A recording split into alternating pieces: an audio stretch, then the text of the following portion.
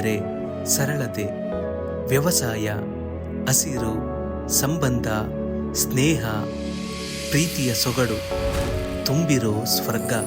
ಹಳ್ಳಿಯಲ್ಲಿ ವಾಸವಾಗಿರುವ ಪ್ರತಿಯೊಬ್ಬರಿಗೂ ಒಂದು ಕೋಟಿ ಹಣ ನಮ್ಮ ಖಾತೆಗೆ ಜಮಾ ಆಗಿದೆ.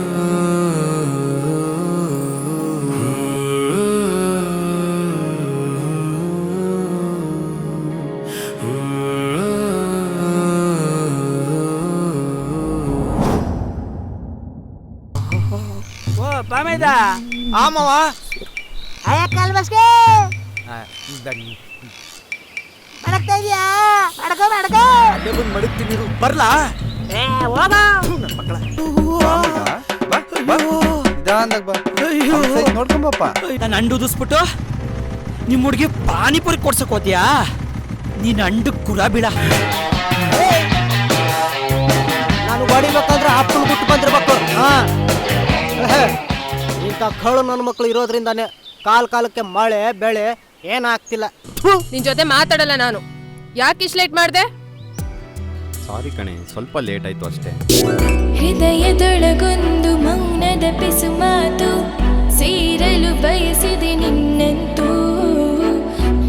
ನೋಡದೇ ಇರಲಾರೆ ನಿನ್ನನ್ನು, ಕರೆದೊಯ್ಯೋ ನನ್ನನ್ನು. ಹೇಳು ಪುಂಗ, ಏನಾಯ್ತು? ಅವನನ್ನ ಸಲೀಸಾಗಿ ಕೊಲ್ಲಬಾರ್ದು,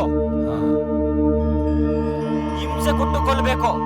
ಏಯ್ ಕೂಡಾರಿ, ಈ ಪುಂಗಣ್ಣಂಗೆ ಪುಂಗಿನ ಅವನೇ ತಗೊಂಬರೋ.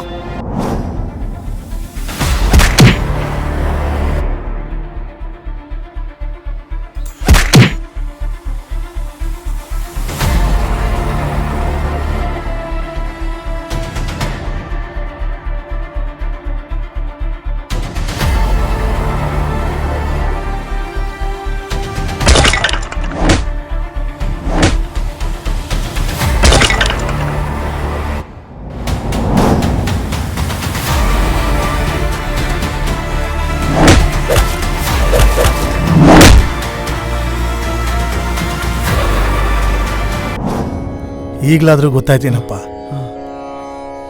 ಹಣದಿಂದ ಅನ್ನನ ಕೊಂಡ್ಕೊಳಕ್ಕಾಗಲ್ಲ, ನೆಮ್ಮದಿನೂ ಪಡ್ಕೊಳಕ್ಕಾಗಲ್ಲ.